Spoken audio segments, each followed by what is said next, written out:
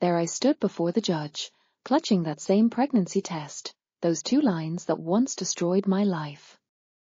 Jake's lawyer smirked while arguing that even my tears, my sleepless nights, and my brand were his legal property. But when the judge announced the verdict, I suddenly laughed. Because I knew his victory would be the beginning of his end. What I did next made him regret every choice he ever made.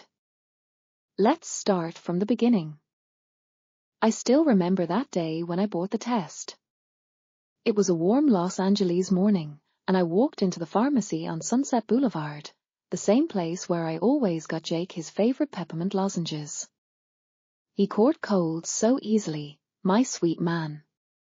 Those 2 pink lines appeared instantly, so bright, so undeniable.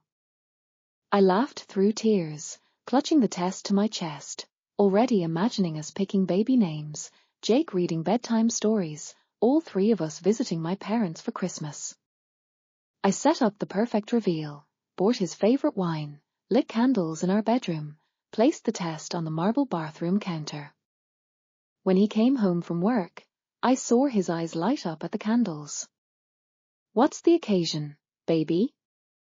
he asked, kissing my neck. I took his hand and led him to the bathroom. What happened next is burned into my memory forever. His face, the face I loved, twisted in pure, primal horror. He recoiled like I had leprosy. "Are you fucking kidding me?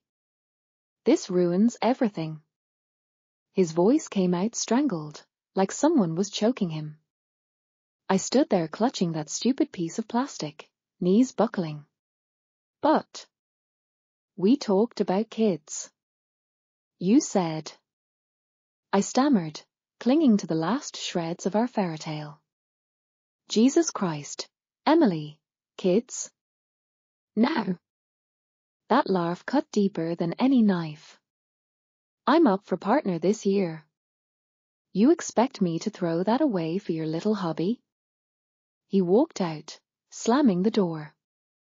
I stood surrounded by melting candles, wax dripping on the expensive hardwood floor we'd picked out together. Next morning he left for business meetings.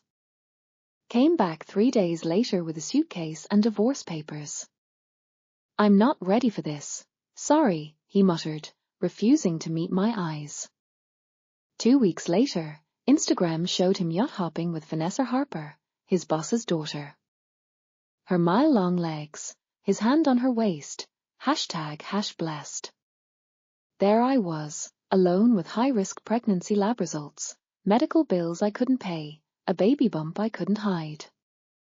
I sold the jewelry he'd given me just to afford the delivery. While I screamed through unmedicated labor at County General, he posted ring selfies, a diamond the size of a grape on a manicured finger. Caption: "When you finally meet the one." I sobbed quietly, cradling Liam, so tiny, so perfect, and swore he'd know the truth about his father someday.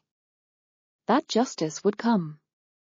But I had no idea then just how brutally karma was about to wreck Jake's perfect life. Those first few months after delivery blurred into one endless nightmare of pain, fear, and mounting medical bills. Liam came into this world 2 months too soon, so fragile I was afraid to breathe near him, like even my exhales might break him. His tiny body was tangled in wires, his chest barely moving under paper-thin skin. I lived in that NICU, counting every penny while insurance denied claim after claim for unforeseen complications. And Jake? Jake sent exactly one text: "Let me know if anything happens." As if my baby fighting for his life on a ventilator didn't qualify. Meanwhile, his new life glittered across Instagram. Daily posts: Jake at the corporate golf outing #leadership, Jake and Vanessa at some club's VIP opening #couple goals, Jake in a custom Omarni #winning. Me. I survived on 2-hour naps between tube feedings and monitor alarms. My hands shook with exhaustion, but I couldn't sleep. What if something happened while I dozed off? Coming home hit harder than labor. My cramped apartment in a sketchy neighborhood, all I could afford post-divorce, felt palatial after the hospital. But the bills kept coming. Special formula, medications, specialist co-pays. I sold everything, my wedding ring, laptop, even the microwave. Nights were my only creative time. At Liam's bedside, I'd hunch over Grandma's old sewing machine, stitching onnesses and sun hats to sell on Etsy and mommy forums. My fingers blistered, my eyes burned, but every stitch was a middle finger to Jake, every sale a tiny victory. The hardest moment came when Liam was 3. He spotted Jake's photo in a business magazine left at Starbucks. "Mummy, is that my daddy?" My heart stopped. How do you explain abandonment to someone who still believes in Santa? I lied. Said his daddy was a very important man who couldn't live with us. Liam kissed the photo and whispered, "I'll be important too." That night I sobbed so hard the neighbors banged on the pipes. Something snapped in me that day. No more victim. I became a warrior. My survival sewing evolved into real artistry. Bold patterns, unexpected textures. Local moms noticed first, then influencer moms. Within a year, I had a cult following and 50K Instagram fans. Jake? Still flexing online. But now his #blessed posts fueled my rage, not pain. Because I knew his perfect life was built on sand. And tides always turn. The irony? Vanessa's infertile. The man who abandoned his son for status will never father another child. Meanwhile, I wake daily to Mommy. Look, I dressed myself. In one of my creations. Thank you, Jake. Your exit was the best gift. Without it, I'd never have discovered my strength. The sweetest revenge? When Liam grows up, he'll have questions. And I'll watch with popcorn as the man who chose money over family faces the consequences. But little did I know, fate had something far more brutal in store for Jake. When that email from HarperCorp's legal department popped up, I almost deleted it as spam. Copyright infringement. I read it 3 times, my fingers going numb from gripping my phone so tight. They were demanding I stop using their intellectual property, my own damn designs, and hand over all rights to Liam's mom designs. I raced to see a lawyer at the small business legal clinic. Her face darkened as she scanned the documents. They're citing marital property laws, she explained. Anything you created during marriage technically counts as joint assets. That's insane. I nearly knocked over her dollar store coffee mug. He never even threaded a needle. Called my sewing that cute little hobby. 2 weeks later, I walked into court wearing my best handmade dress, the one with hand-embroidered flowers. Jake showed up in a suit worth 3 months of my income.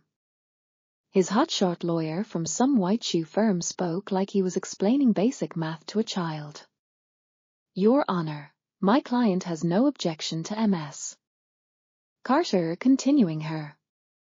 Small business, that deliberate pause stung, but the brand and original designs created during marriage legally belong to both parties. I saw Jake suppress a smirk. He knew I couldn't afford real representation. Knew I was outgunned. When the judge ruled in their favor, Jake cornered me outside. Don't take it personally, Emily, he said, adjusting his tie. Just business. I shook with rage. Business? You sued your kid's mother over baby onnesses. You've hit rock bottom. He shrugged. Winners make the rules. You were always too emotional for this game. That night, I chain-smoked at my kitchen table, first cigarette since pregnancy, crying over everything I'd built being stolen from me.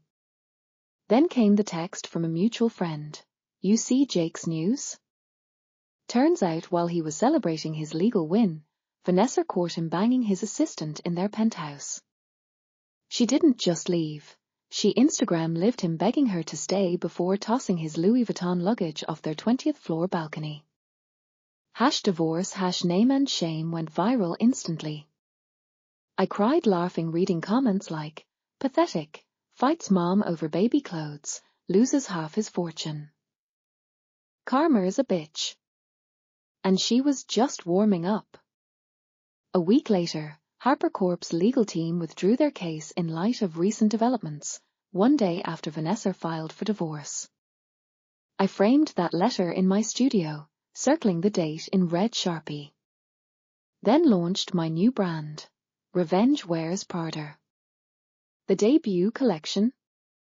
Blood red and funeral black. Raw edges. Every piece embroidered, made from my broken pieces. Fits perfectly. First customer? Vanessa Harper. She ordered a coat with ex-wife. Upgrade version stitched down the back. Jake? Now dodging paparazzi.